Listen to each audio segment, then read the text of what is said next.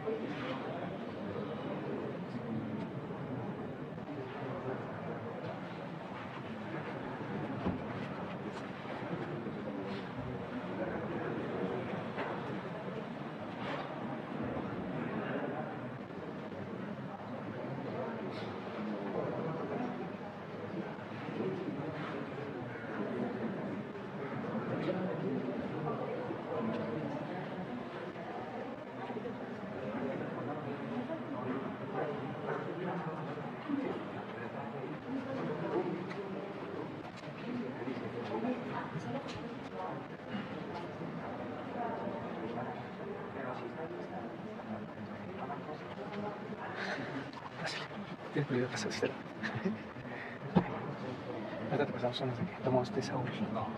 ¿Con celular? Sí. Sí.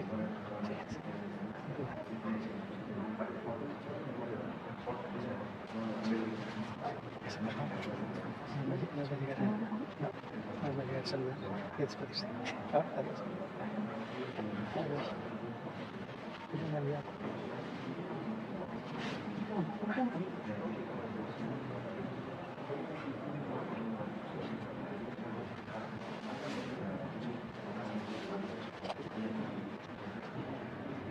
Ponle un saco.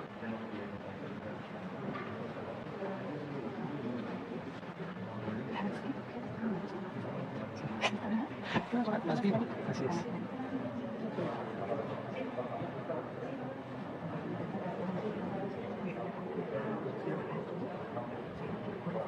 Sí.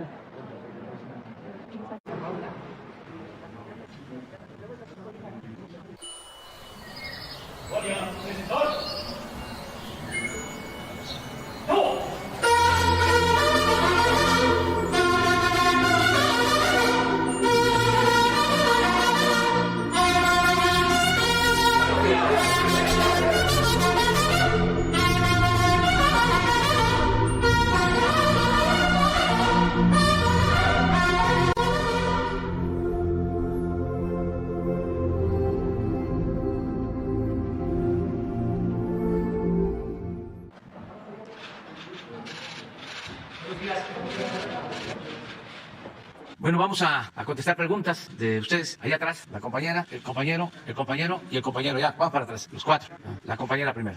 Ella. Ah, sí, entonces los que se quedaron. Pero primero ella. Ella. No, bueno, ahí tú y la compañera, que sí. Sí, y luego tú. Siéntate. Todos van a ser. Adelante. Ahora, y los dos que quedaron. Adelante. Gracias, presidente. Buenos días. Carla Trejo para Regeneración MX. Presidente, ayer en nuestro medio publicamos una investigación especial donde se informó que la UNAM, en contubernio con el gobierno de la Ciudad de México durante la administración de Mancera, se pagaron cerca de 30 millones de pesos por una exhibición que es la más cara de la historia de la historia reciente de nuestro país. ¿Sabía usted, presidente, que la UNAM y Miguel Ángel Mancera pagaron más de 28 millones de pesos por una exposición del director Alejandro González Iñárritu? Es decir, que con dinero público destinado a la educación se promovió la carrera de un director de cine que justo por esta exposición tuvo un Oscar especial en la Academia Hollywoodense. ¿No le parece una incongruencia que mientras se está negando lugares a jóvenes aspirantes a la UNAM con el argumento de falta de presupuesto, se esté financiando este tipo de exhibiciones? Bueno, ese es un asunto que tiene que ver con la UNAM. A ellos les corresponde informar y no quiero opinar para que no se vaya a sentir que estamos interfiriendo, porque hay que respetar la autonomía universitaria. Pero ya lo planteaste y yo creo que la UNAM va a informar sobre el caso. Okay. Presidente, tengo otra pregunta al respecto. Nos llamó la atención que en el contrato al que tuvimos acceso sobre ese pago están las firmas de la actual esposa del extitular de la Unidad de Inteligencia Financiera, Santiago Nieto. Se llama Carla Humphrey, que además es consejera del INE. Y también está la firma de la esposa del periodista Raimundo Rivapalacio, que ha criticado constantemente su gobierno y la desaparición de fideicomisos. ¿Qué opinión tiene usted al respecto? Lo mismo, o sea, son asuntos que tienen que ver con instituciones autónomas. El INE es autónomo y no es además presupuesto del Ejecutivo, es un presupuesto al que tienen derecho estos organismos autónomos. Acerca de los cuestionamientos de periodistas, mujeres u hombres, al gobierno, está permitido, además ya volvió deporte nacional, no hay problema de nada. Sí. A la compañera. Bueno, también, pero es ella y luego tú, sí, ya. Póngase de acuerdo. Ella. No, ahora siéntate. Sí, siéntate. Es que ellas dos. Y luego vas tú, ¿sí? Presidente, buenos días. Diana Benítez, el periódico El Financiero. Preguntarle por esta recompensa que ofrece el gobierno de Estados Unidos para las personas que puedan dar información de los hijos del Chapo Guzmán, entre ellos Ovidio, quien en 2019 fue liberado tras el fallido operativo llamado Culiacanazo. Preguntarle si la administración de Joe Biden ha hecho una petición a su gobierno sobre los hijos del Chapo Guzmán.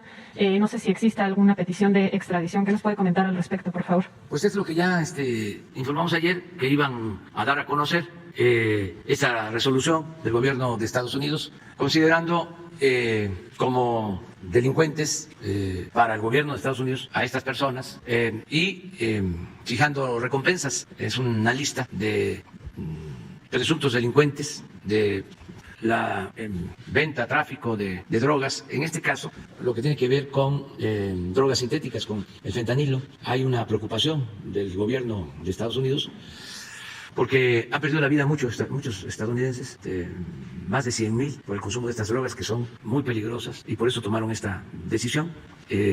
No ha habido más que eso. Si están en territorio nacional, a quien corresponde detenerlos pues es a la autoridad nuestra.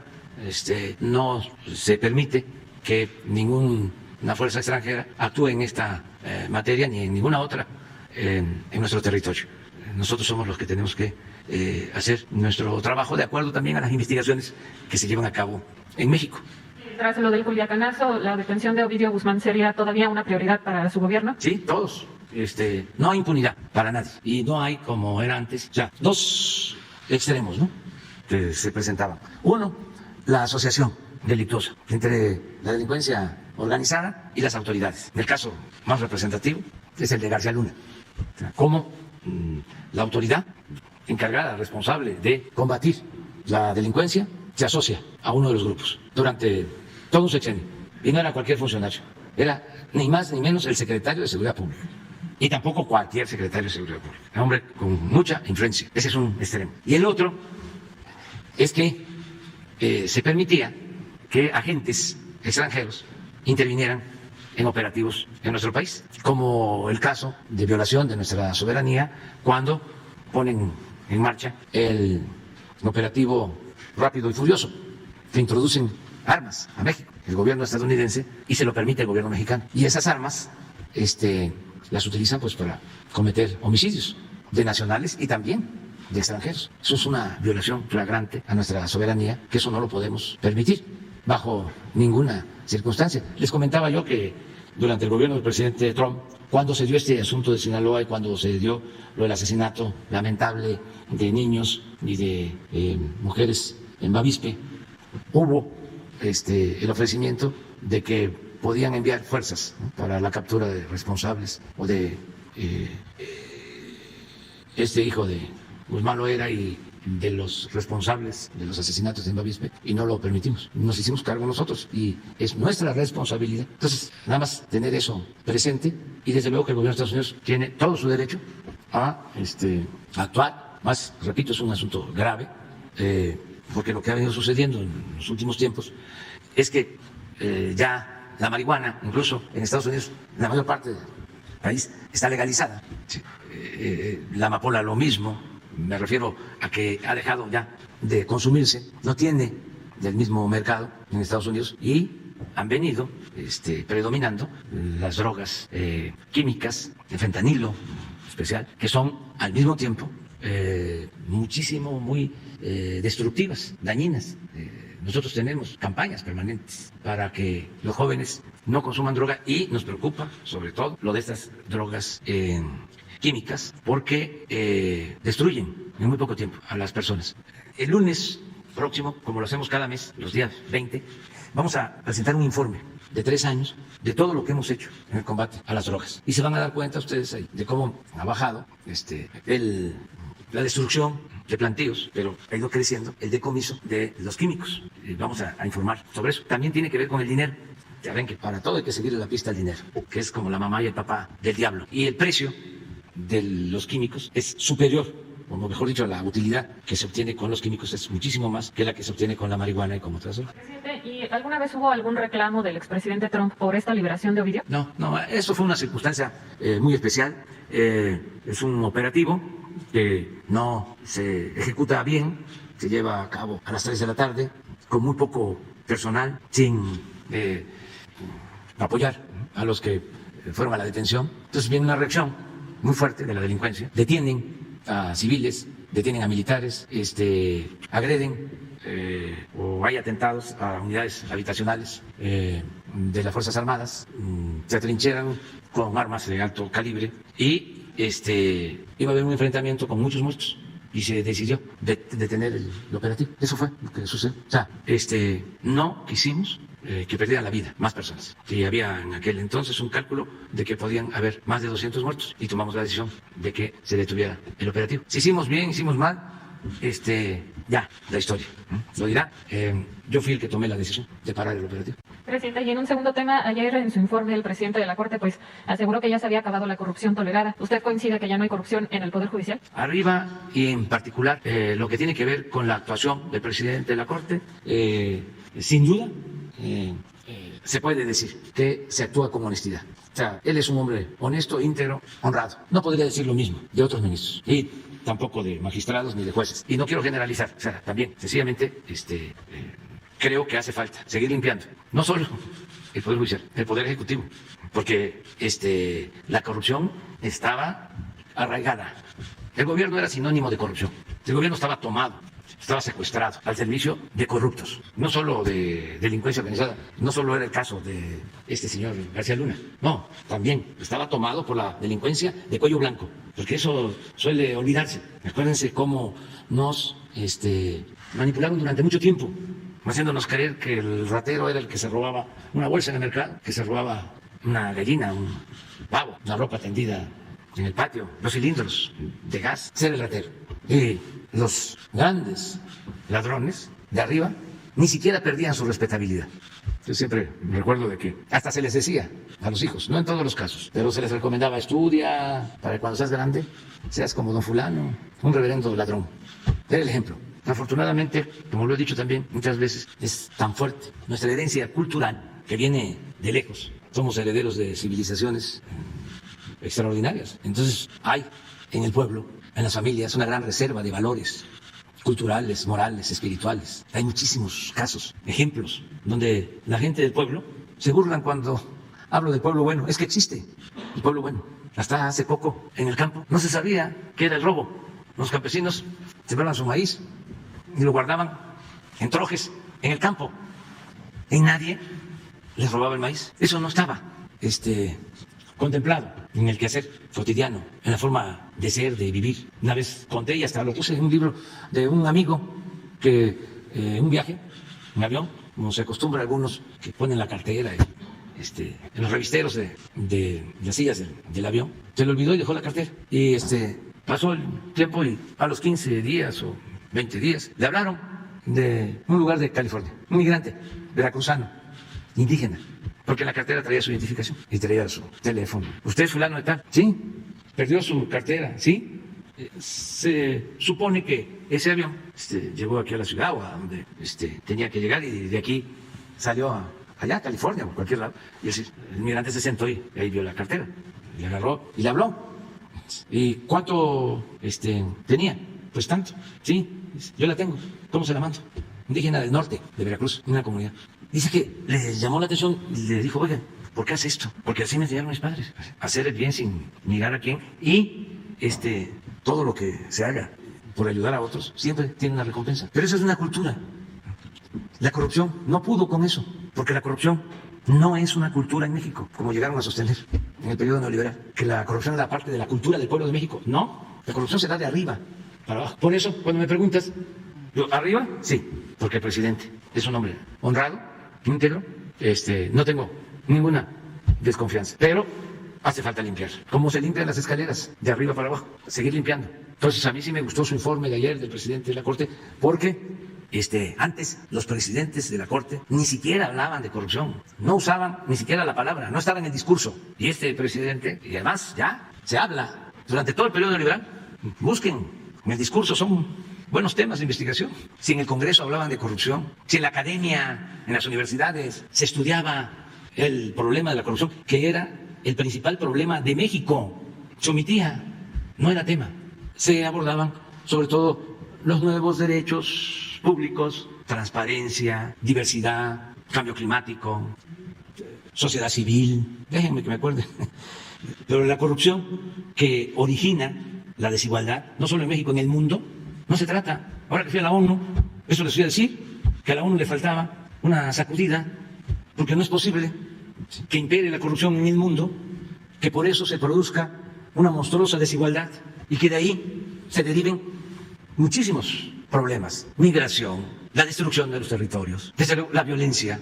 Y hay comisiones de todo, pero no hay nada para combatir la corrupción, para denunciar la corrupción y denunciar la inmoralidad ¿Qué significa el que haya tanta desigualdad, tanta pobreza? ¿Cómo van a sobrevivir 750 millones de personas con menos de $2 diarios? Y se publican las listas de los hombres más ricos. Y aún en pandemia, aún en crisis, siguen acumulando y acumulando y acumulando riqueza. Y ni siquiera es una utilidad, una ganancia, producto de actividades productivas, sino de la especulación financiera. Porque obtener riqueza con actividades productivas pues significa empleos. Pero esto no, que inventaron algo y lo venden por anticipado y ganan no sé cuánto. Aquí lo padecimos nosotros.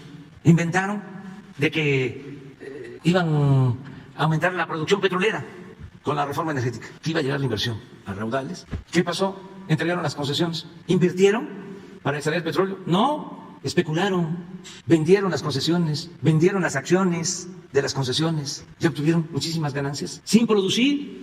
Hablaban de que iban a extraer pues hasta cerca de 2 millones de barriles diarios de petróleo. ¿Saben cuánto están extrayendo? 20,000 barriles diarios. De los 110 contratos, solo 2 tienen inversión. Entonces, sí es importante el tema de la corrupción y por eso me gustó el informe del presidente de la Suprema Corte. Y ojalá y se continúe.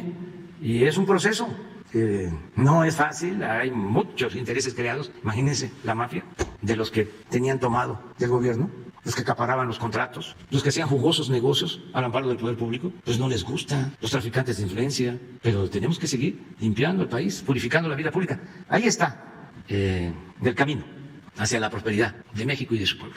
Presidente, le pediré una opinión sobre esta alianza de PAN, PRD y PRI para la elección en 6 estados, irán juntos en 4 de ellos. Decía no hace mucho el líder del PAN que él solo se veía oportunidad en un estado. Pues están en su derecho de asociarse, aliarse, no es noticia, ya lo hicieron. Antes, pues sí, mucha gente pensaba que eran distintos, el PRI y el PAN, pero ahora pues ya quedó demostrado que son lo mismo desde Salinas, ayer lo explicaba yo, pero también es legal, y yo les diría que es benéfico, porque hace mucho daño la simulación, el engañar, ¿no? De que se tiene una ideología, principios, un programa, nada más en el papel, pero en la práctica pues es otra cosa. Entonces, cuando ya se van aclarando posturas, se ayuda mucho a la vida pública, o sea, es bueno, nada de simulación, y tienen además todo el derecho de unirse, de asociarse, lo hacen no solo los partidos de México, en todo el mundo, ¿sí? Se agrupan y hacen alianzas cuando hay afinidad, y aquí existe pues esa afinidad, porque pues son partidos que defienden el modelo neoliberal o neoporfirista y el pensamiento conservador. Entonces, ¿por qué no se van a unir? Nada más quedó la compañera y luego él, y luego ya vas tú, Sí. Tenemos tiempo ahora. Sí, hasta donde lleguemos. Gracias, compañero. Buenos días. Perdón. De página. No pasa nada, es el cabello, yo entiendo. Perdón. Señor presidente, Fuente de Maderas es una ranchería en el municipio de San Blas Atempa, en Oaxaca. Hace un año, en 2020, se enteraron que ahí iba a llegar uno de los parques industriales del corredor transísmico. Las mujeres de ahí están muy preocupadas porque saben que con la llegada de un parque industrial y de grandes industrias pueden suceder cosas como las que han sucedido en Ciudad Juárez, en Chihuahua, o en la zona norte de la Ciudad de México, en toda la sección de Maquilas, ¿no? Donde hay una violencia muy fuerte, donde hay feminicidios con una tasa muy alta. La gente de ahí está muy preocupada porque dicen van a llegar empresas, van a llegar fábricas y nos van a traer desarrollo, pero nos van a quitar el monte del que sacamos la leña para preparar nuestros alimentos, la comida que tenemos, ¿no? Van a traer fábricas y dicen que va a haber empleo, pero ese empleo no va a ser para nosotros, para los campesinos, ni para nuestros hijos, no, porque nuestros hijos no han ido a las universidades, no hemos tenido la oportunidad de mandarlos. Entonces, estos empleos van a ser para otras personas, ¿no? En esta transición de lo rural a lo industrial, ellos van a ser, dicen, esclavos de la mano invisible. Entonces, ¿qué le diría a todas estas personas que tienen miedo de la llegada del tren, del corredor interoceánico? Hay mucha gente que se ha estado amparando, no son los grandes opositores de derecha con sus ejércitos de abogados que ponen sus amparos, son organizaciones sociales, son organizaciones civiles, de gente del pueblo, de gente de las rancherías, que tampoco quieren el corredor transísmico porque no saben qué les va a deparar. ¿Qué les diría a estas familias? Pues que no tienen nada que temer, que nosotros no vamos a hacer nada que los perjudique, que nosotros estamos para apoyarlos, para ayudar al pueblo, sobre todo a la gente humilde, a la gente pobre, que no haríamos nada que les afectara y que el tren existe desde hace más de 100 años. Lo hizo Porfirio Díaz con una empresa inglesa, con su contratista predilecto, Pearson. Existía ese tren y eso es lo que se está haciendo, rehabilitando el tren. Y van a ver, y los puertos, que también los hizo Pearson, el de Salina Cruz y el de Coatzacoalcos, como también hizo el de Veracruz. Entonces eso ya existía. Y la gente mayor del Istmo sabe cómo se viajaba en tren. Bueno, la gente mayor en México.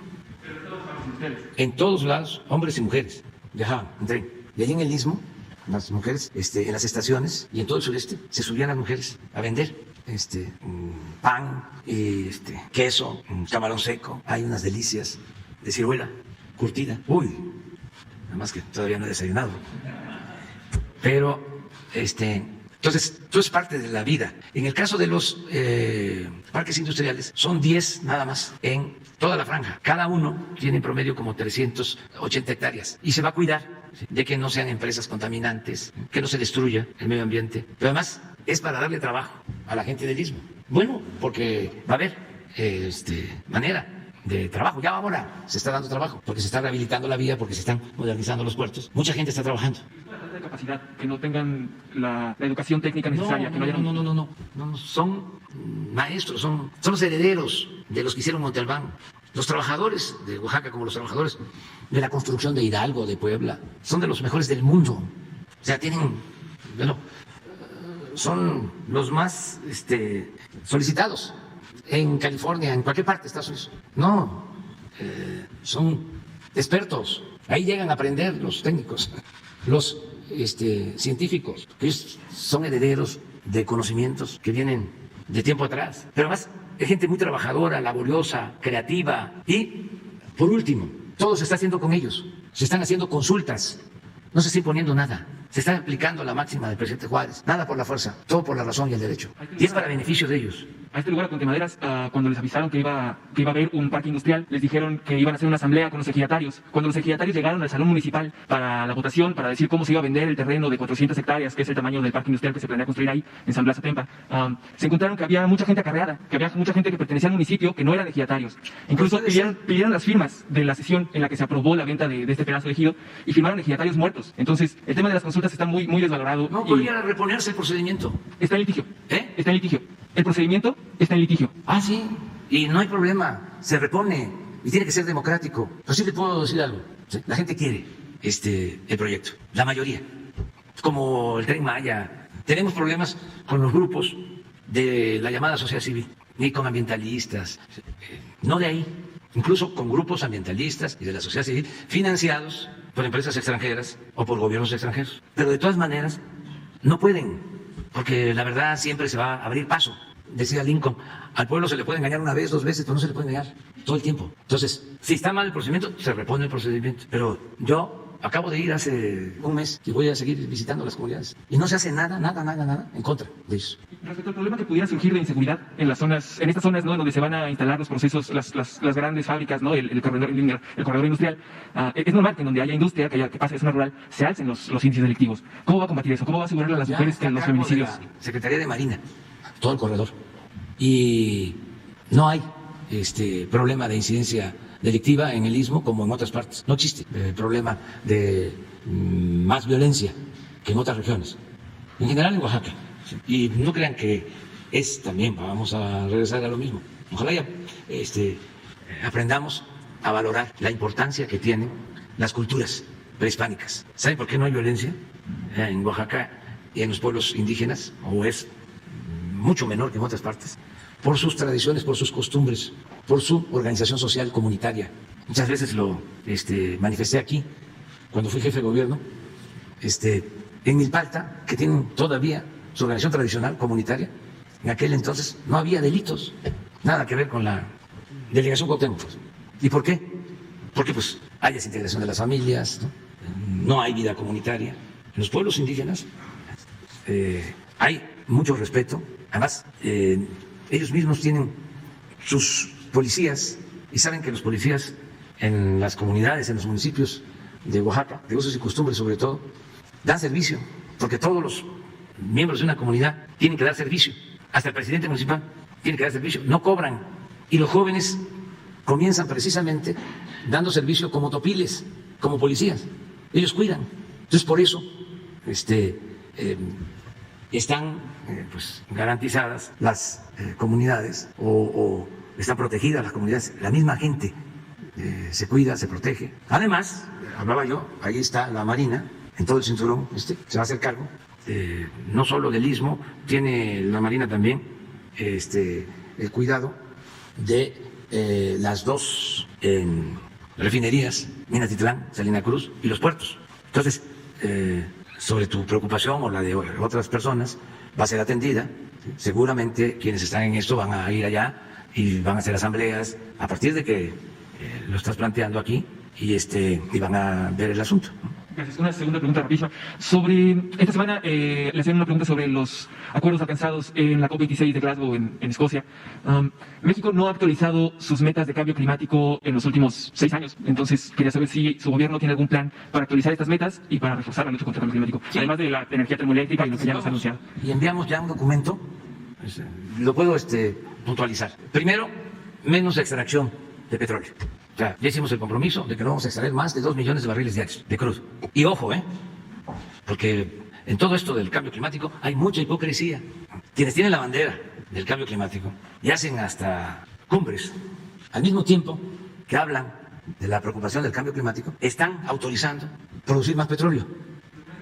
¿Mande? Sí, sí. Entonces, nosotros estamos actuando con sinceridad. Eso en cuanto a la extracción del crudo. Lo segundo,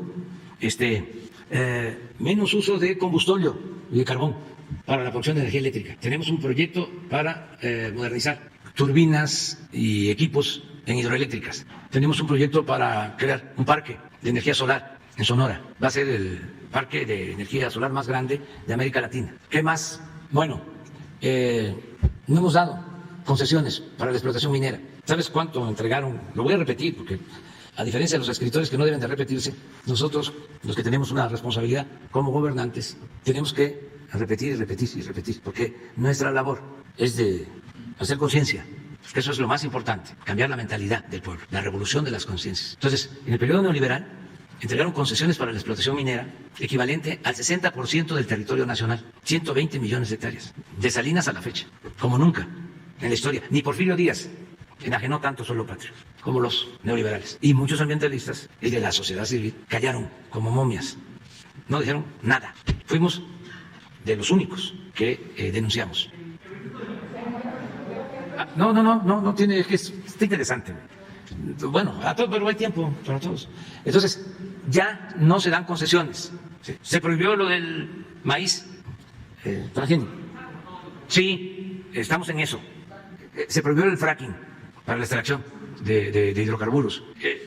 Tenemos el programa de reforestación, aunque les duele mucho a nuestros adversarios. Yo ofrezco disculpa para no molestarlos tan temprano. Tenemos el programa de reforestación más importante del mundo. No hay ningún país que esté invirtiendo 1.300 millones de dólares al año. Ningún país para sembrar árboles. Estamos combatiendo la tala ilegal. Acabamos de decomisar un cargamento de madera, de esos que dan mucho coraje, porque estaban queriendo llevar a Asia árboles de 100 años, cortados ilegalmente. No hay corrupción, no hay impunidad. Entonces, todo eso ya lo expresamos en foros internacionales, hemos suscrito acuerdos y va a continuar así en el tiempo que estemos, porque pues no es un asunto de que haya un acuerdo internacional y nosotros tenemos que adherirnos por cuestiones políticas. No, lo fundamental son las convicciones. Nosotros no podemos destruir el territorio, no podemos nosotros afectar la herencia de las nuevas generaciones. No tenemos derecho a hacerlo. Es vil, es canallesco. Entonces, por eso actuamos de manera consecuente. Hace 2 días se dio a conocer ya el decreto para convertir la Sierra de San Miguelito en San Luis Potosí. Ese es otro ejemplo. Me voy a consumir yo, no es él, soy yo.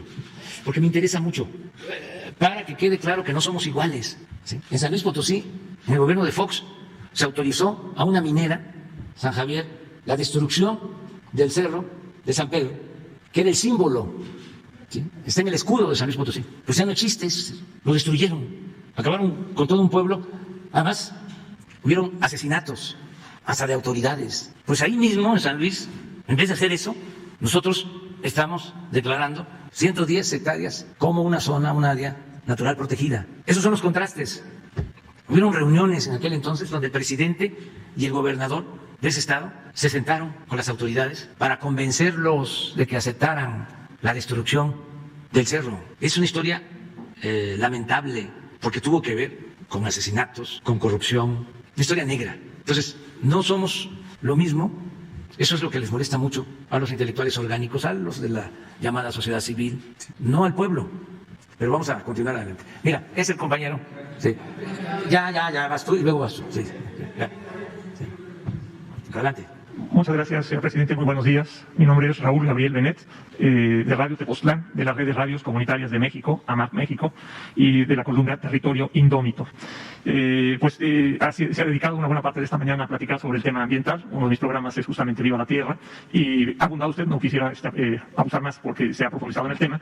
Antes de esto quisiera hacer un breve comentario. Hace unos días estuvimos aquí con el doctor Camero de Tierra y Libertad de Monterrey por parte de las radios comunitarias, informándole sobre una trampa burocrática que había hecho llevar a 5 radios comunitarias a estar en riesgo de perder su concesión. Esto a partir de se planteó aquí con usted en la mañanera. Usted ofreció un respaldo pleno a las radios comunitarias y ha tenido un resultado importante. Esto va en su proceso. Todavía el Instituto Federal de Telecomunicaciones pues va un poco lento, pero bueno, por un lado, a nombre de Radio Tepoztlán, agradecerle por este respaldo que sí hemos definitivamente tenido hacia las radios comunitarias. Las radios comunitarias pues consideramos que tienen una serie de valores y de principios que es muy difícil cumplir desde una radio comercial o de un medio comercial, porque nuestros criterios no están vinculados al lucro o a la ganancia, sino nuestros criterios están vinculados con la gente para poner la comunicación en sus manos, ¿no? Entonces, bueno, esto es respecto a este comentario, pero ya centrándome en mi pregunta y en el tema que le interesa a mi audiencia, a mis lectores, son poquísimos, ¿no? Pero de todos modos tengo algunos, es que pues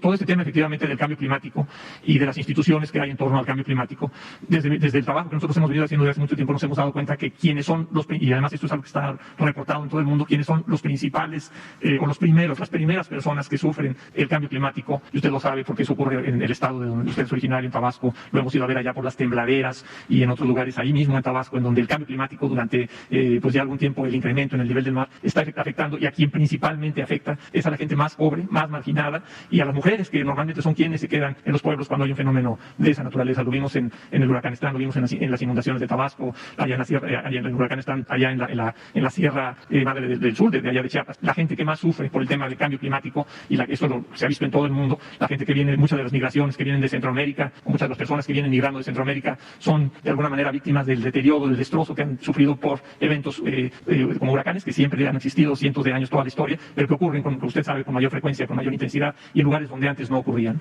Entonces, en este contexto, en donde sí efectivamente la gente pobre, la gente de los pueblos y de las zonas rurales, en todo el país, en todo el mundo, es la principal afectada, hay una serie de instituciones que se han dedicado a estudiar y a proponer políticas y a hacer diagnósticos y a hacer propuestas de ver cómo es que se puede reducir la vulnerabilidad de los pueblos ante el cambio climático. Es así el caso específicamente del Instituto Nacional de Ecología y Cambio Climático, el INEC.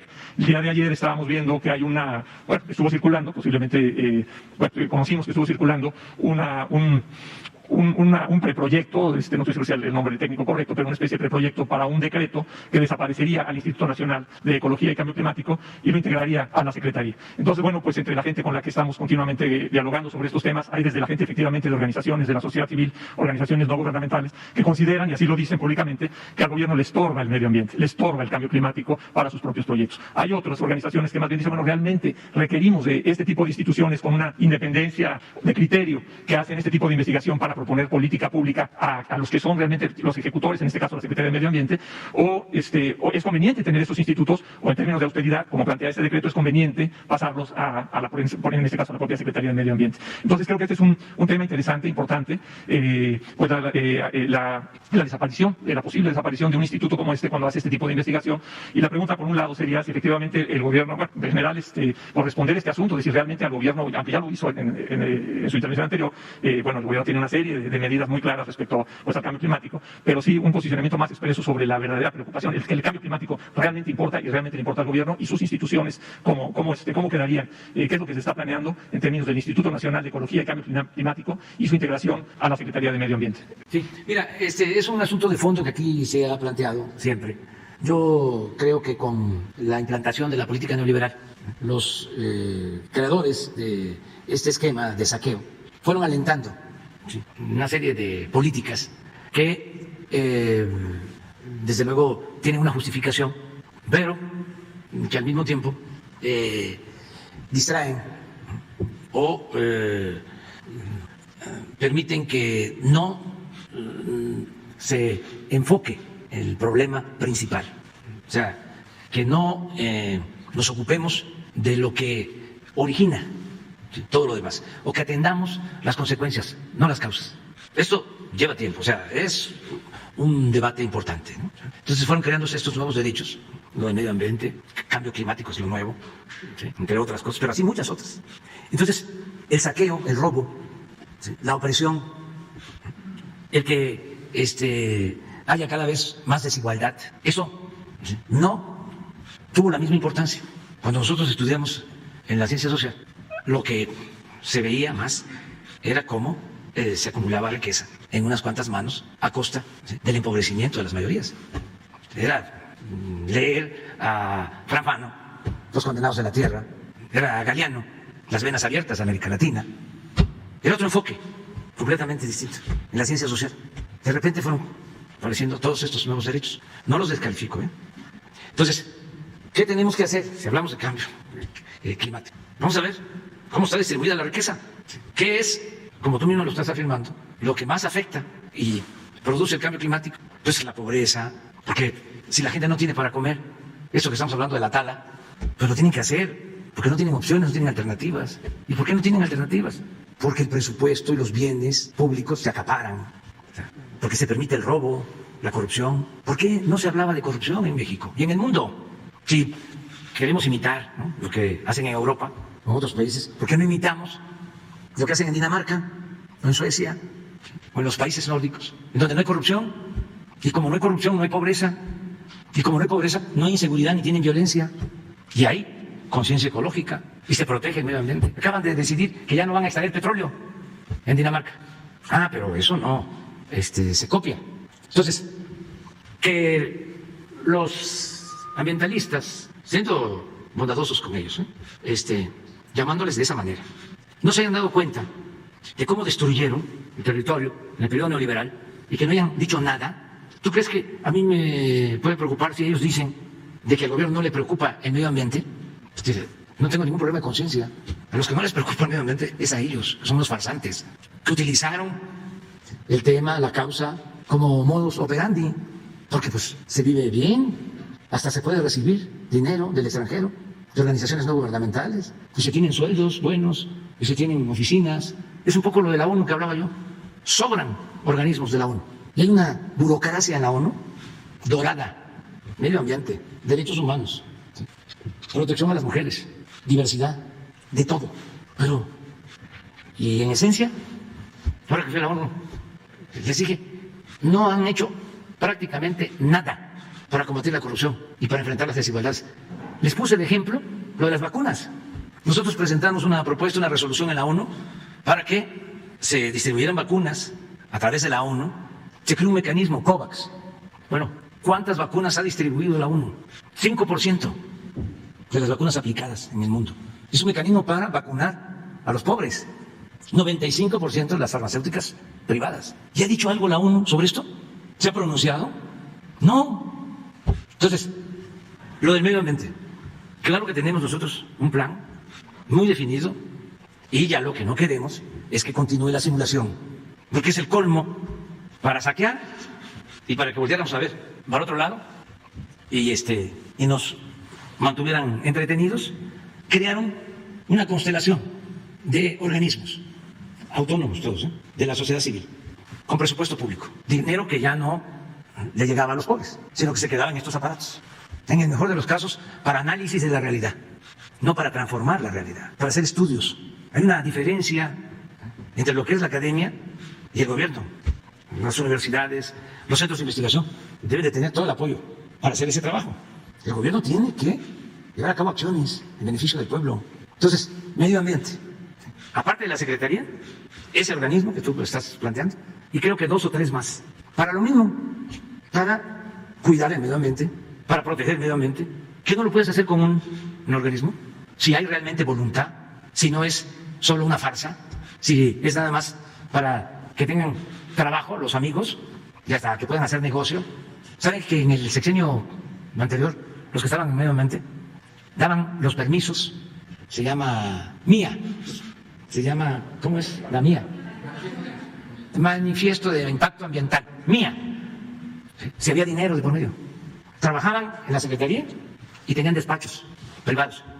¿Quieres que te demos la mía? Yo te recomiendo de que busques a unos expertos en medio ambiente. En este despacho, ahí te pueden hacer el trabajo.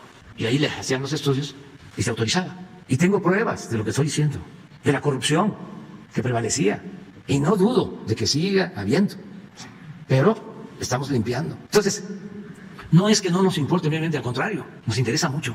Lo que no queremos es que medren, que saquen raja de estas causas y que nos digan, hay una consigna ahorita que está en contra nuestra, dice ciencia sí que, obediencia no.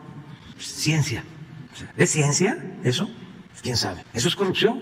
Y no estoy descalificando a los científicos, pero era un lucrativo negocio. Y era por eso, porque el neoliberalismo implicó para México, y que puede esto trasladarse a lo mundial, implicó el saqueo más grande en la historia de nuestro país.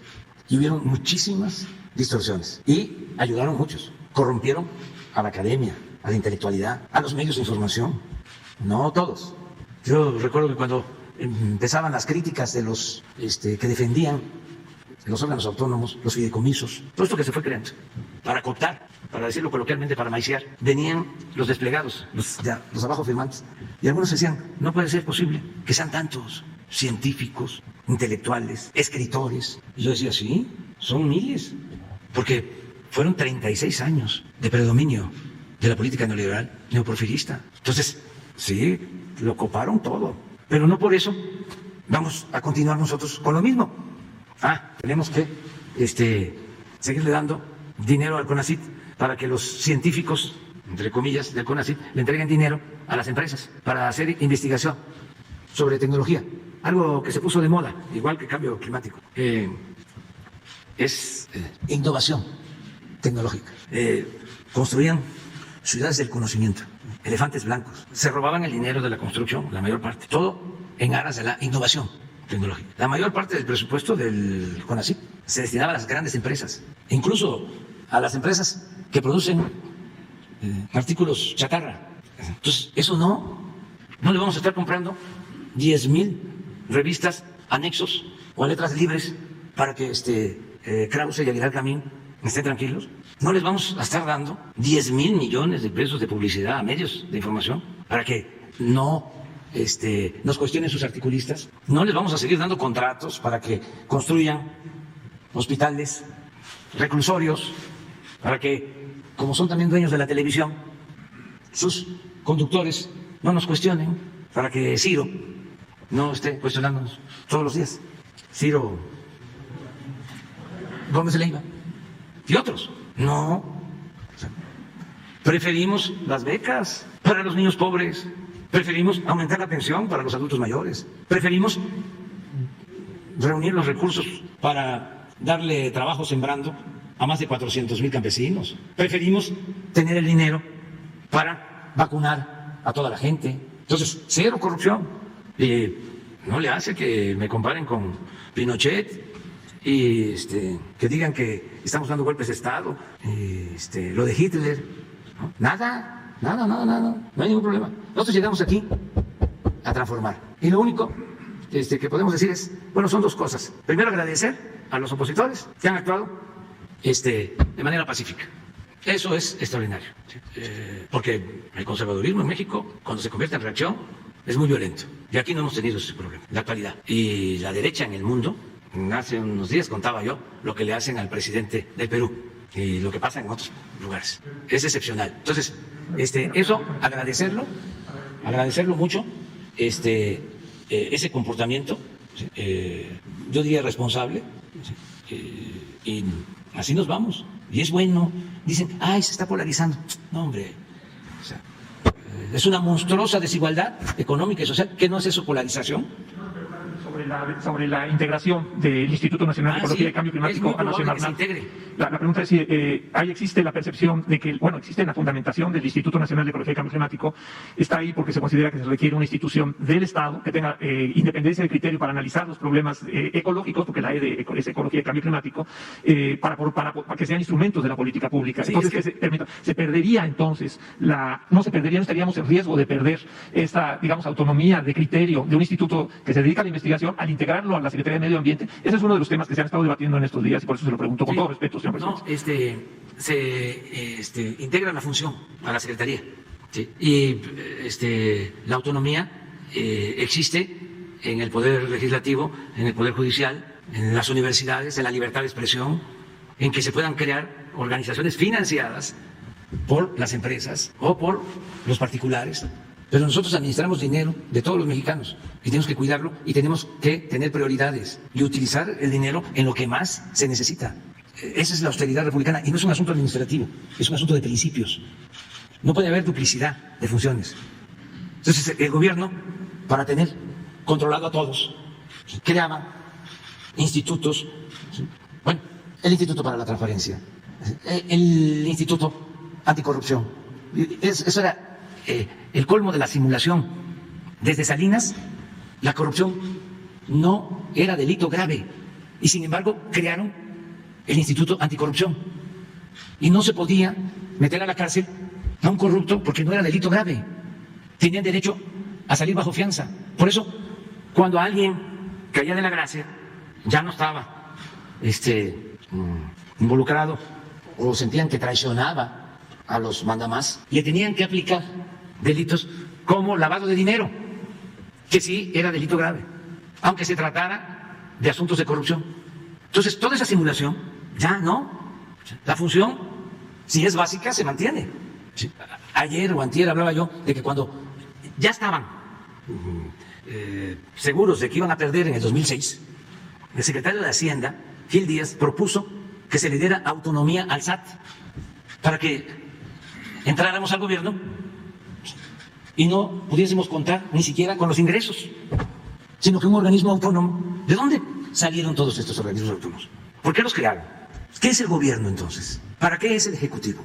Además, al presidente, en mi caso, me eligieron. Estoy aquí por voluntad del pueblo, por decisión del pueblo. En el caso de muchos organismos estos autónomos, no son electos por el pueblo. Es parte de todo el control que fueron creando para dominar. Les comentaba yo también lo del Perú. Más que aquí, no les dio tiempo. Pero estaba hecho todo para que no llegara nunca un dirigente del pueblo. Y que si llegara, estuviese bien apergollado, controlado. En el caso del Perú, imagínense, con el 20% de los diputados se acepta un escrito para destituirlo. Y con el 40%, ni siquiera el 50%, con el 40% lo destituye. No es revocación del mandato, no. ¿Cuándo hicieron eso? En el periodo neoliberal. Y así, muchas cosas. Aquí ya estaban avanzando en la creación de los gobiernos llamados de coalición, para no hacer nada. 3 secretarías para un partido, otras 3. Bueno, en la práctica, como no les importaba atender a la gente, ¿qué no les daban a los partidos secretarías? Esta de medio ambiente no se la dieron a un partido en un tiempo. ¿Qué no le dieron a otro partido en un tiempo? La Procuraduría General de la República y casi todo el Poder Judicial, porque les interesaba atender al pueblo, resolver los grandes y graves problemas nacionales. No, el gobierno era un facilitador para el saqueo. Entonces se podían gastar todo el presupuesto en crear organismos para la simulación, mientras robaban a manos llenas. Es muy interesante el debate sobre los organismos autónomos y la sociedad civil. Habían organizaciones de la sociedad civil que recibían dinero de Hacienda, no pagaban impuestos, porque tenían fundaciones, o sea, presumían con sombrero ajeno, porque todo era deducible de impuestos. Pero es muy importante que traigas estos temas y que se vaya analizando. Y sí, estamos haciendo una revisión, o sea, lo que llamamos reforma administrativa, porque entre más ahorremos, ¿sí?, más dinero liberamos para el bienestar de la gente, para atender lo que consideramos fundamental, más importante. Muchas gracias, señor presidente. Muchas gracias, le agradezco. No, pero quedamos con la compañera. Y luego allá, ya. Y luego tú, ¿sí? Tú también. Sí. Guadalupe Lizárraga de Los Ángeles Press. Señor presidente, recientemente usted ha mencionado que están de acuerdo en utilizar la figura de testigo del programa, el testigo protegido o criterio de oportunidad en México para recuperar recursos y ampliar información en casos de corrupción, como en el caso del exgobernador César Duarte. Un programa además que han utilizado los gobiernos neoliberales para promover la impunidad. En 2019 expuse aquí ante usted que durante el gobierno de Felipe Calderón se utilizaron a más de 600 testigos protegidos para incriminar a miles de personas y sobre todo de narcotráfico y secuestro.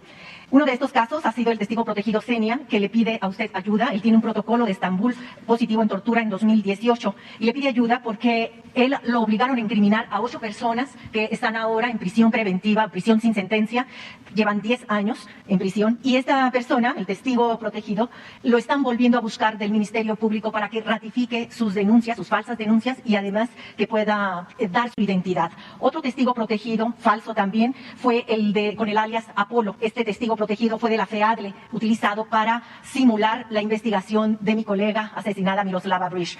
Este testigo Apolo también fue torturado y la responsable de esas torturas fue la agente del Ministerio Público, Iris Gabriela Santoyo Cuervo. En el caso de la FEADLE también atrajo el caso del exgobernador Javier Corral, que fue denunciado por delitos contra un reportero, el reportero Gabriel Benzor de La Opción de Chihuahua, que le quitó, además de desquitarle el celular, fue privado de su libertad, fue además abuso de autoridad. Y esas denuncias se estaban llevando a cabo en Chihuahua. Sin embargo, lo atrajo la FEADLE y como una forma para proteger al gobernador Javier Corral. Hace unos meses, el titular de la FEADLE, Ricardo Sánchez Pérez del Pozo, en el cargo desde 2017, habló a la UNESCO sobre los avances que se tienen contra la impunidad en los asesinatos de periodistas. Y pues ese discurso lastima a la sociedad mexicana, a los familiares de las víctimas y, por supuesto, a nosotros como gremio periodístico. Aquí mi pregunta, señor presidente, es si su gobierno no estaría confiando en programas y funcionarios que a todas luces han fracasado en el combate a la impunidad con los anteriores gobiernos. Usted, como titular del Poder Ejecutivo, ¿podría intervenir para parar esta simulación en investigaciones criminales? Esa es mi primera pregunta. Sí, mira, cuando se trata de actos de violación de derechos humanos y está demostrado que hubo tortura mediante estos mecanismos que se aplican, nosotros procuramos que las personas queden en libertad, o sea, quienes fueron víctimas de tortura. Y la Subsecretaría de Gobernación tiene esa instrucción precisa, nada más que se tenga la certificación. O sea, es una norma. ¿Sí? Los que, de acuerdo al protocolo internacional, ¿sí?, demuestran que fueron torturados, tienen que ser liberados y tiene que considerarse todo el proceso, por si, como tú lo planteas, si fue a través de estas torturas, como se incriminó, se acusó a otras personas que están en la cárcel, también se tiene que tomar en consideración este hecho. Entonces, esto que estás planteando es con Alejandro Encinas. Lo otro, no olvidemos que la Fiscalía es autónoma, y lo tengo que estar repitiendo porque no es que no se sepa, es que tardó mucho tiempo la Procuraduría dependiendo del Ejecutivo. Pero no solo la Procuraduría, el Poder Judicial. Durante siglos, el poder de los poderes era el Ejecutivo. El Poder Legislativo y el Poder Judicial eran apéndices. Hablando de nuevo de la simulación, esto viene desde la época de Porfirio Díaz. Claro que existía el Poder Judicial, claro que existía el Poder Legislativo, claro que habían elecciones, claro que habían juicios, pero se hacía lo que convenía al titular del Ejecutivo, al presidente. Así era. Y la Procuraduría, pues hasta hace 3 años, dependía del presidente, del Ejecutivo. Ahora ya no es así, ya es autónomo. Y como lo acabamos de decir en el caso del Poder Judicial, hace falta limpiar. Es lo mismo. Yo le tengo confianza al fiscal general, Alejandro Hertz, pero no me pidan que yo hable, bueno, bien de otros servidores públicos de la Fiscalía porque no los conozco. Bueno, ni siquiera los conozco. Me dice, a ver, usted, presidente, díganos los nombres de 5 servidores públicos del más alto nivel de la Fiscalía.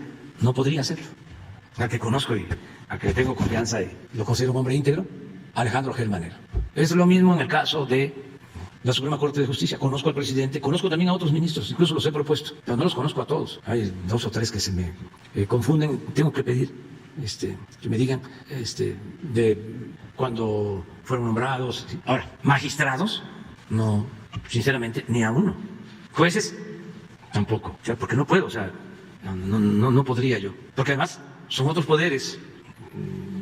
Yo he llegado pues a la conclusión, desde antes de asumir la responsabilidad de presidente, planteé, va a ser muy difícil que la estructura de gobierno la cambiemos de abajo hacia arriba. Del Poder Judicial, por ejemplo, de jueces para arriba. Además, es un poder independiente. Pude haber enviado una iniciativa de reforma constitucional para cambiar por completo el Poder Judicial. Dije, no, se tienen que reformar ellos mismos, sin injerencia del Ejecutivo. La reforma tiene que surgir del mismo Poder Judicial. Y me conformé con cuidar que las personas que yo enviara al Senado para formar parte de la Suprema Corte, que fuesen gentes rectas, íntegras, con la idea de que si arriba se limpia, los de arriba se van a encargar de limpiar todo. Por ejemplo, hay algo que es interesantísimo en el Poder Judicial, que es un órgano clave para purificar la vida pública en ese poder, el Consejo de la Judicatura. Ahí me esmeré porque me tocó a mí presentar 3 propuestas. Y ahí está el maestro Batis, allí está la licenciada de Gives, que los dos los considero de primera, y la que acaba de hacer Loreta. Esos me tocaron a mí. ¿Por qué? Porque creo que son 7 miembros los del Consejo de la Judicatura. Es el presidente y 3 ya hacen mayoría. Con ese órgano se podrían hacer muchísimas cosas. Y sí están trabajando, pero haciéndoles una crítica fraterna, respetuosa, cariñosa, les falta más fuerza. Es que estamos en un proceso de transformación. No se puede estar pensando que vivimos en tiempos de normalidad política. Una transformación es como una revolución, lo es pacífica y es muy profunda lo que se está realizando. Es muy profundo lo que se está llevando a cabo, lo que se está realizando. Es arrancar de raíz la corrupción, que es, ya lo dije, el principal problema del país. Es un cambio radical, entendiendo que la palabra radical viene de raíz, es arrancar. Entonces, no es tiempos para la burocracia de que llego a la oficina. Antes paso a desayunar con unos amigos, ya no se acostumbra mucho a leer el periódico, pero bueno, veo la información. Todavía hay síntesis informativa. ¿Y qué dicen los columnistas? El caso es que se llega a la oficina a las 10, ya, a las 2, hay que ir a comer. Luego regresar a las 5, a las 7, de lunes a viernes, sábado y domingo. Eso es en tiempos normales. Pero si queremos transformar, si realmente tenemos convicciones, si realmente nos preocupa el pueblo, queremos que cambie nuestro país, pues tenemos que entregarnos de cuerpo y alma el tiempo que estemos. Entonces, es por lo que hablas sobre la Fiscalía. Eso corresponde a la Fiscalía y esperemos que actúen bien en los casos de Chihuahua que me estás planteando. De la que habla usted es respecto a la tecnología de inteligencia. El empresario y proveedor del gobierno de la Ciudad de México en seguridad privada, Eduardo Cuauhtémoc Margolis Sobol, ha sido expuesto por Wikileaks de espionaje político, pero también fue señalado en el protocolo de Estambul de Israel Vallarta Cisneros, junto con el ex policía Luis Cárdenas Palomino y el periodista de televisión Pablo Reina, de haber cometido actos de tortura directamente contra Israel Vallarta. Y este protocolo precisamente estuvo presentado ante el Consejo de la Judicatura por expertos, por peritos de la Liga Mexicana de la Defensa por los Derechos Humanos y de Colpaz, y fue presentado en 2016. Margolis también fue una persona que, con el tráfico de influencias de García Luna, llevó a la cárcel a George Curry-Layón en 2005. Tiene 3 detenciones arbitrarias y fue torturado en 2009. George Curry-Layón también le dio opinión de libertad la ONU en 2017, y la Secretaría de Gobernación ahora en 2019 también le dio un reconocimiento de inocencia con el estatus de preso político. Sin embargo, la Secretaría de Relaciones Exteriores ha detenido o ha ocultado esta información a la Secretaría de Gobernación y a la Comisión Interamericana de Derechos Humanos, esa opinión de libertad de la ONU. Entonces, aquí sería su intervención con el canciller Marcelo Ebrard, quien tiene una relación fuerte con este empresario de inteligencia, de tecnología en inteligencia. Eso por un lado, y por último, hay unas denuncias del CEFERESO número 1 de la responsable, en contra de la responsable del área médica, que está vendiendo todo tipo de medicamentos, desde un paracetamol hasta antibióticos, a los internos, y los internos se han tenido que amparar incluso para tener atención médica, incluso con personas que han tenido COVID. Entonces, esta responsable es Miriam Estrada Bueno, y piden a usted que por favor dé la instrucción de que se suspendan las vendimias ilegales dentro de los penales. Muchas gracias. Muy bien. Las dos denuncias se van a atender. Lo de relaciones exteriores, le voy a pedir a Jesús, sí, pero seguramente él le va a dar seguimiento para que envíen la información a Gobernación. Y lo de los penales, Rosa Isela Rodríguez y Leti nos va a ayudar para informar. Allá. Gracias, presidente. Buenos días. Estamos alargando, pero no tiene por qué ser así tan obligatorio, ¿no? O sea, el terminar a las 9. Ahora nos alargamos. Gracias, presidente. Buenos días a la gente que lo escucha y lo ve fuera de las fronteras de México. Presidente, tengo dos temas sobre el estado de Hidalgo. Ayer le insistía de manera seguida sobre el tema de la Reserva Federal, que ha involucrado obviamente la economía de México y la economía de otros países, pero vamos a iniciar con los dos temas con el estado de Hidalgo. La madrugada del lunes 11 de octubre, en el municipio de Ixmiquilpan, elementos de la División de Investigación de la Procuraduría General de Justicia del Estado detuvieron a 10 integrantes de una célula criminal que venía azotando gravemente los municipios de Ixmiquilpan, Tasquillo, Huichapan, Alfajayucan, Tecozautla, municipios del Valle del Mezquital y que usted conoce perfectamente porque ha recorrido cuando fue candidato y obviamente ahora que es presidente de la República. A los detenidos, 6 hombres y 4 mujeres, se les incautó celulares, droga, armas cortas y largas y vehículos, pero es precisamente en una camioneta marca Kia Sorento con placas del estado de Hidalgo HRB-563-B donde se encontraban un arma en particular, presidente, un fusil de asalto, un M-16A4 calibre 5.56 con matrícula 2009871 con la leyenda propiedad del gobierno de los Estados Unidos. Eso, tuve acceso a la carta de la Procuraduría, aquí la traigo, se la podía pasar a Jesús para que usted obviamente la cheque.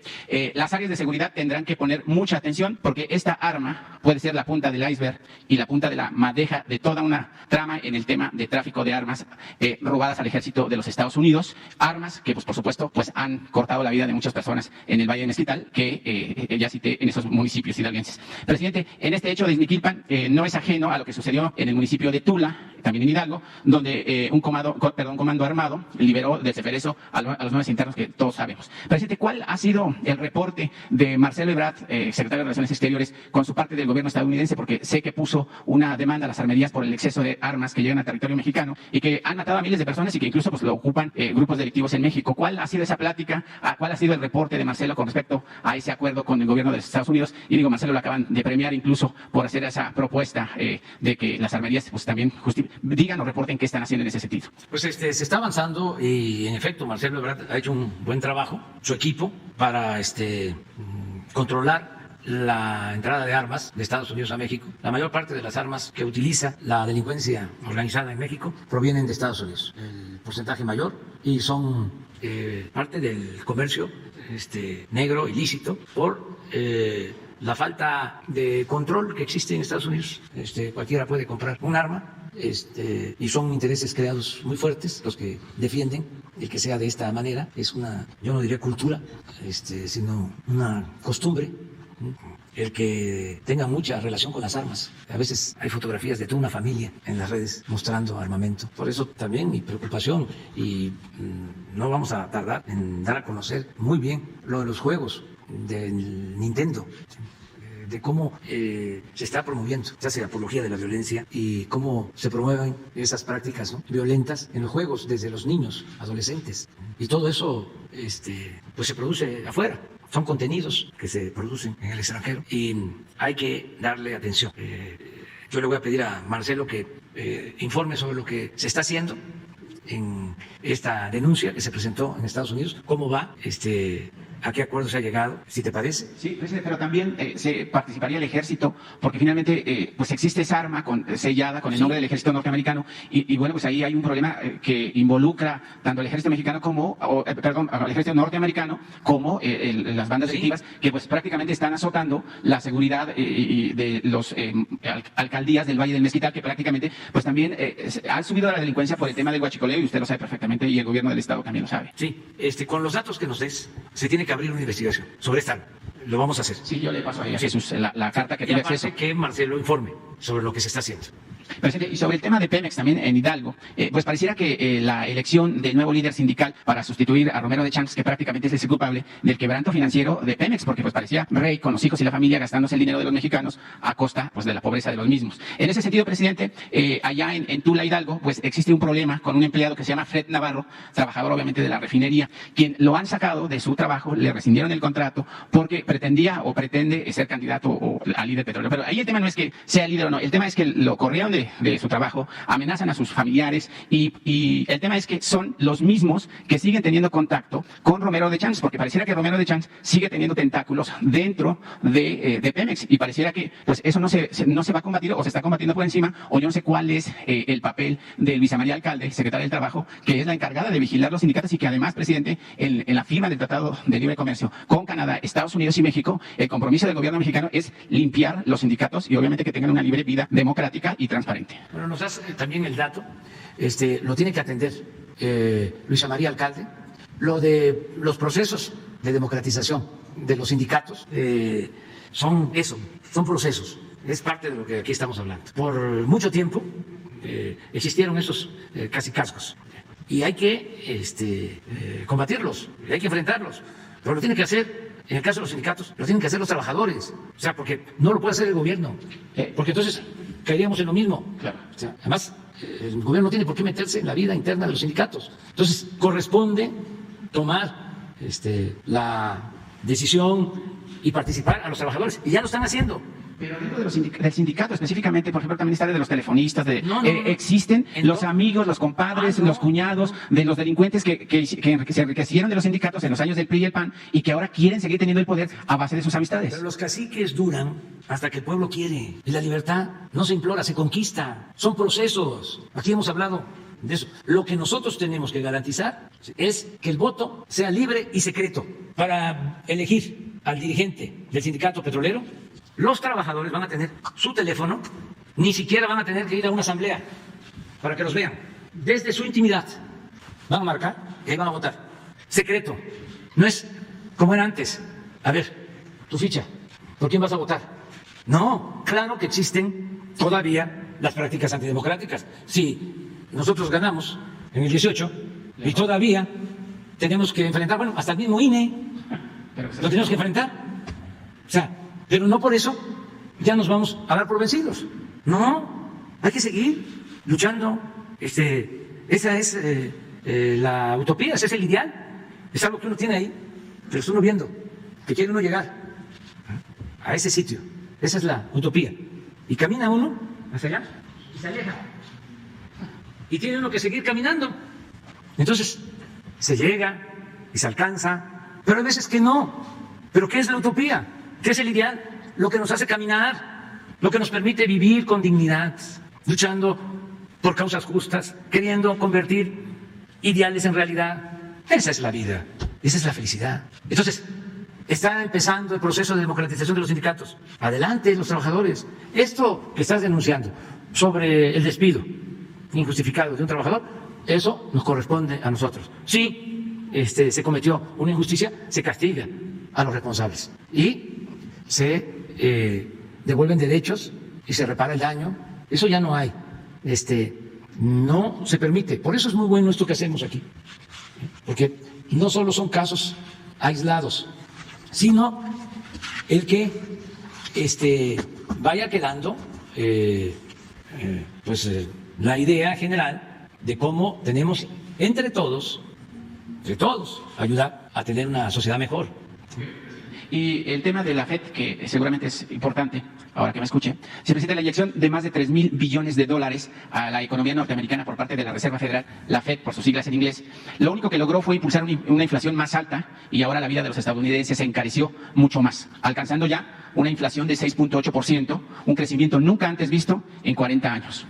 Sobre ese tema, presidente, quiero decirle que la inflación en México, sé que me van a atacar, pero no importa, no es culpa de su gobierno.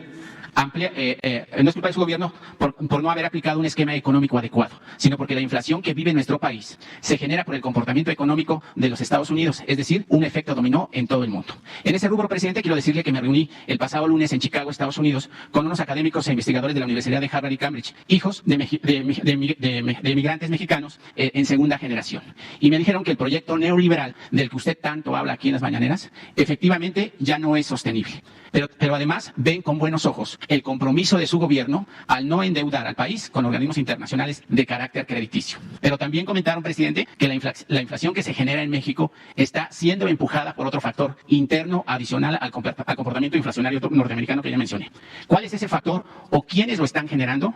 Presidente, pues nada más y nada menos, a opinión de ellos, que las cadenas de distribución de alimentos y otros enseres como Aurrerá, Chedraui, Bimbo, Lala, Cemex, Maseca, Sams, las empresas de Carlos Slim, Costco y los grandes acaparadores de los productos que consumimos. Los académicos, presidente, me dicen que los empresarios nacionales y extranjeros que trabajan y viven en México, esos mismos que antes no pagaban impuestos y que ahora lo hacen a regañadientes, especulan con los precios y los elevan al doble o al triple. Y estos empresarios están ocasionando que la inflación se eleve más de lo normal, pero sobre todo los productos de la canasta básica, además del factor inflacionario norteamericano. Presidente, estos empresarios que siguen pretendiendo lastimar a México, cobran el IVA de manera automática cuando se pagan los productos que todos compramos en los miles de establecimientos a lo largo y ancho del país. Ese cobro de IVA, que son miles de millones de pesos, teniéndolo en sus cuentas bancarias de los empresarios, los jinetean porque no lo pagan de inmediato a WhatsApp, sino que lo liquidan entre 3, 6 meses o hasta en años, como antes en gobiernos del PRI, del PAN y sus aliados. Con ese dinero que es del pueblo, cuando lo tienen en sus cuentas bancarias, lo disponen para pagar sus deudas, realizan otros negocios o simplemente lo sacan a paraísos fiscales del extranjero. Presidente, la propuesta de estos investigadores y académicos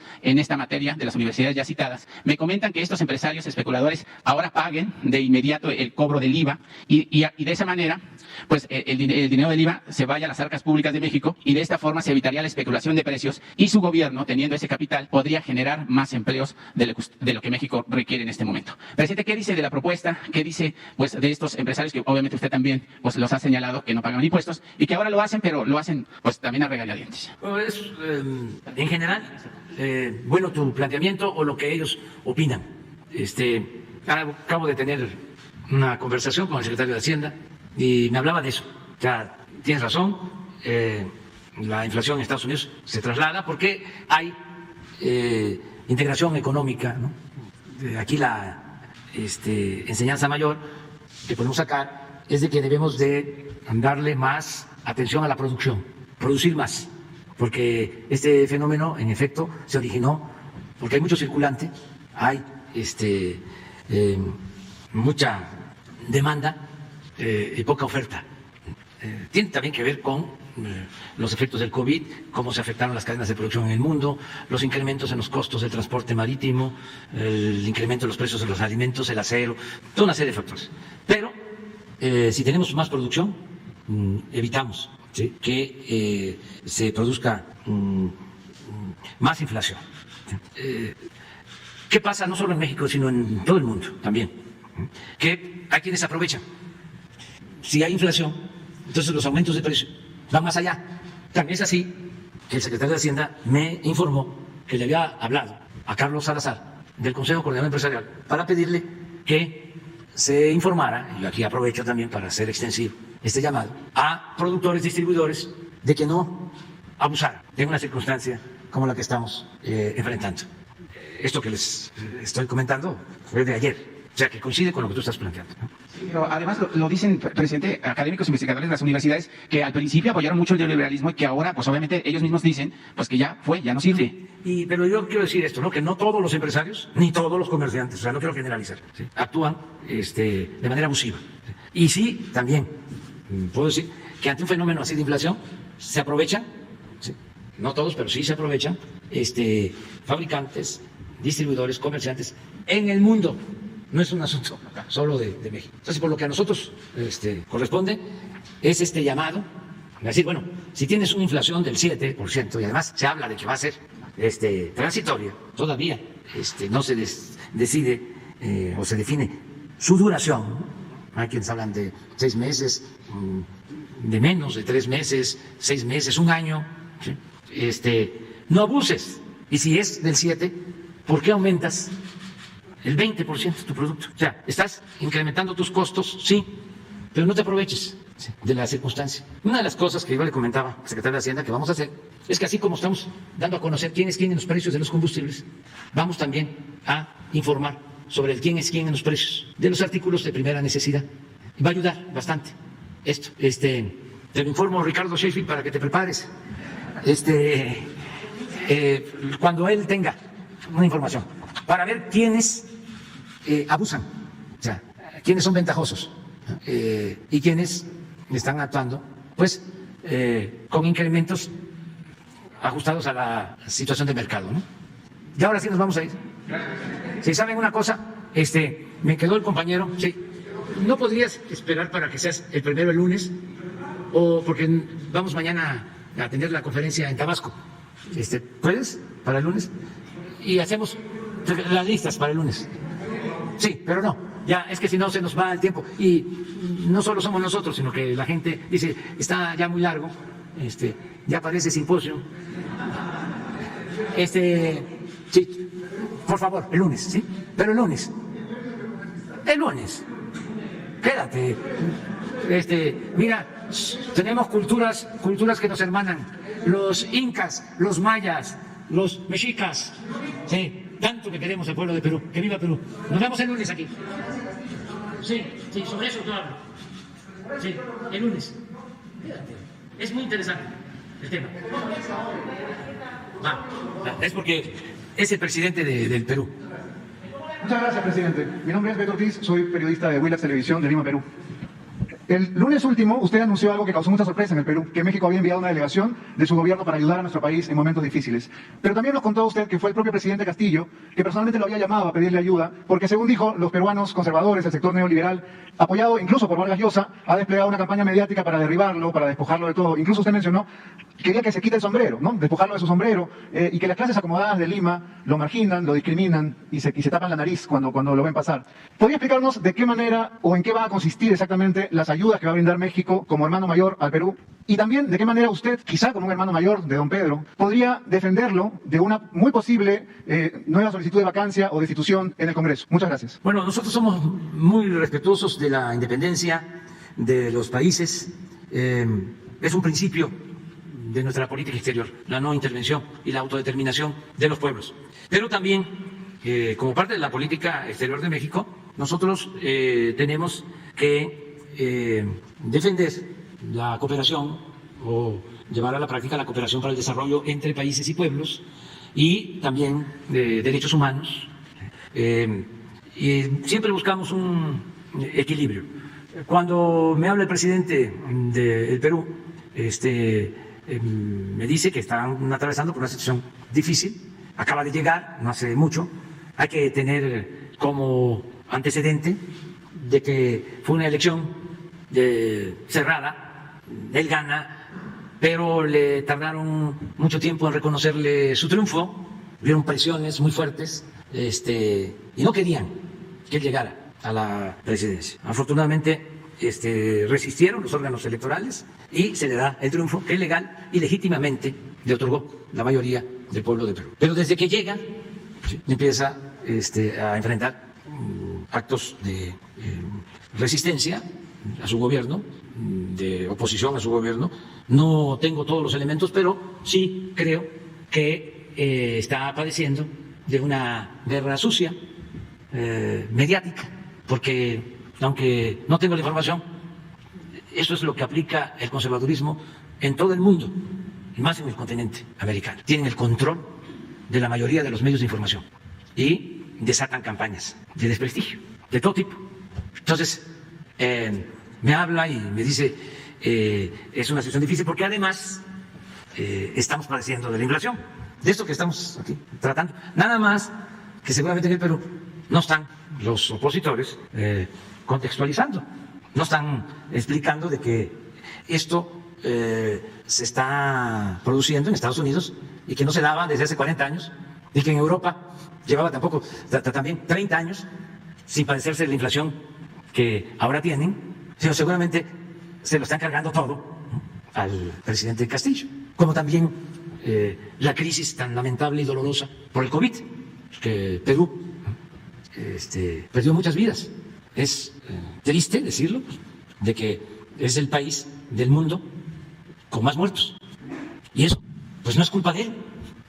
Él acaba de entrar. Sin embargo, la verdadera doctrina del conservadurismo en cualquier parte es la hipocresía y la deshonestidad, en el sentido amplio, y en particular la deshonestidad intelectual. Entonces me habla, dice, es difícil, ¿cómo nos pueden ayudar? Y le digo, cuenta con nosotros porque eso es una especie de preparación a un derrocamiento, echarle el pueblo encima, lo que practican en otras partes, lo que hemos visto ya en historia, lo que están haciendo, por ejemplo, con Cuba desde hace mucho tiempo, bloquean, ¿sí?, para que el pueblo se le eche encima a su gobierno. O sea, y no les importa el que no tengan alimentos o que no tengan medicinas, todo por los intereses políticos, ideológicos. El humanismo lo hacen a un lado. Fuimos allá, fue una representación del gobierno de México, fue el secretario de Hacienda, porque eso fue lo que le planteé. Digo, voy a que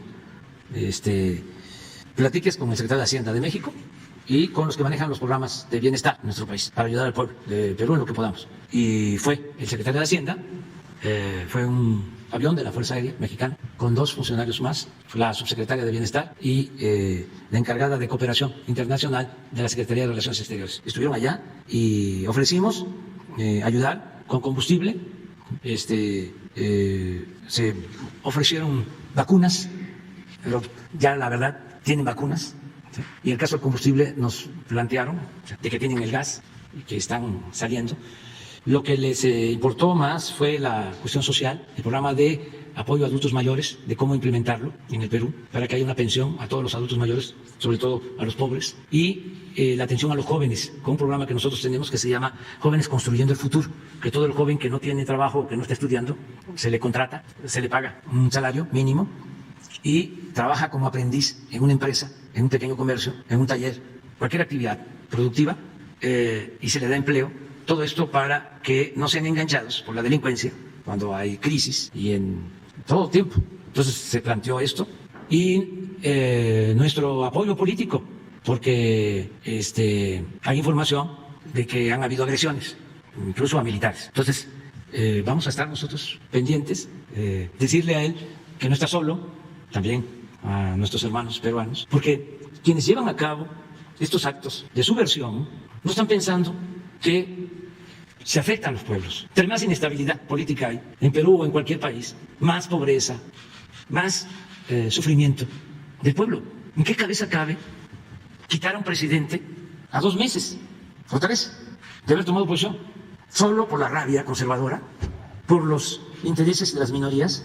A mí me gustaría que Vargas Llosa estuviese defendiendo la democracia de Perú, porque aunque no se tenga simpatía o afinidad en lo político, en lo ideológico, por encima de todo está la democracia, que es el poder del pueblo, la voluntad del pueblo. Si el pueblo peruano decidió votar por este presidente, ¿por qué apostar a derrocarlo? Y no hace falta, en los tiempos actuales, utilizar a los militares. Ya no es como cuando se daban los golpes de Estado o tomaban el poder los militares en el Cono Sur, en Argentina, en Chile, en otros países. Ya no. Ahora es el poder mediático y el poder del dinero. Y estos mecanismos que fueron creando durante el periodo neoliberal para que siempre sea la oligarquía la que domine y tenga libertad para saquear a los pueblos. ¿Qué es eso? ¿Tú escuchaste? Una reforma para que con el 40% de los votos se quite un presidente.